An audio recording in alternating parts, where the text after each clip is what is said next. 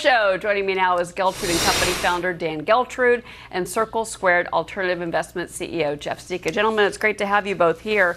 I want to get to the banks, but Dan, I want to circle back to AI here for a second as we're waiting to hear from these senators on Capitol Hill. And, the big question marks these senators have is national security, user privacy, and also military implications. And this briefing is the White House, this is Pentagon officials, as well as Defense Department officials. So when it comes to AI, we do know that there is one agency that's really excited about AI.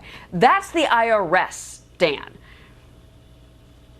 Yes, the IRS getting into the AI game, and let me tell you how they're going to do it. They are going to focus in on the algorithms that AI really specializes in. Remember, the IRS has an enormous amount of data on everyone and everything. When they start to implement AI and they can figure out where the cheaters are, let's say, because even though we don't like the IRS, we don't like people who don't pay their taxes because that costs everyone. So the IRS now is saying, hey, are we really going to be able to find 87,000 new employees? Of course not. But AI could make up a huge piece of that. And there are some numbers out there where the IRS could recover $600 billion a year using AI and the algorithms it can produce. Jeff, you're not so much in the camp of AI right now. You believe that we need to maybe put on the brakes a little bit. Why? Yeah, and I have to say, Dan scared me with all this talk about what the IRS is going to use against us to collect taxes. But I would say with AI, I was early on, I loved it, and I've taken this ride. But now we're dealing with what I would consider a very similar situation as we had in 1999, which is that you have a lot of these companies. It is a defining technology. It is going to define the next era in technology. But you look at some of these companies like NVIDIA. NVIDIA is trading at a PE that's equivalent to about 200 years of current earnings. So there is an optimism for this sector that we haven't seen in a very long time. And anytime you see this amount of optimism with so many questions as to what direction it's going to go in, most people, when you ask them, what do you like about AI? They give you a very generic overview of, I like ChatGPT, I like the prospect for semiconductors. But in reality, nobody knows what direction it's going to go in.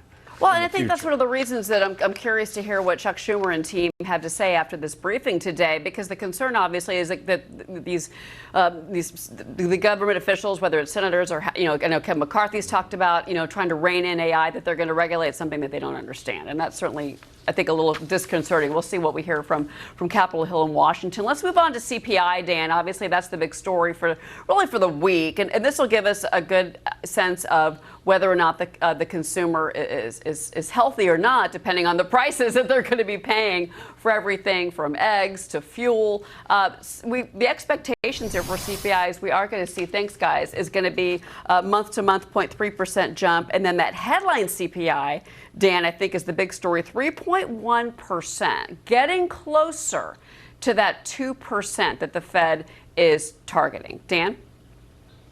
Well, I think no matter where the CPI number comes in, and I understand that we're projecting it to come down, I still believe the Fed will march forward and continue to raise rates. Now, whether they should have done that in the last month in terms of pausing, that remains to be seen. But remember, inflation is still significant. And the reason that people, I believe, are still buying and keeping the economy rolling is because they're taking on more debt, specifically credit card debt. It just seems like a lot of people out there have the attitude that they can keep spending and they're not going to actually have to pay for it. Well, you know what? The piper is going to need to be paid. And I don't think people have that attitude right now. So I expect CPI to come down, but consumers to continue to buy. Interesting. Jeff, do you agree with that? I mean, he's got a point about, in particular, the tight labor market. I mean, that's where we've seen the consumer kind of hold up. They're digging into their savings a little bit, to be clear here, right, but they have not stopped spending. Well, I think what Dan said was true, is that you have the highest credit card debt we've seen in history with the highest interest rates. And you have corporate debt at 14 trillion. You have car repossessions increasing.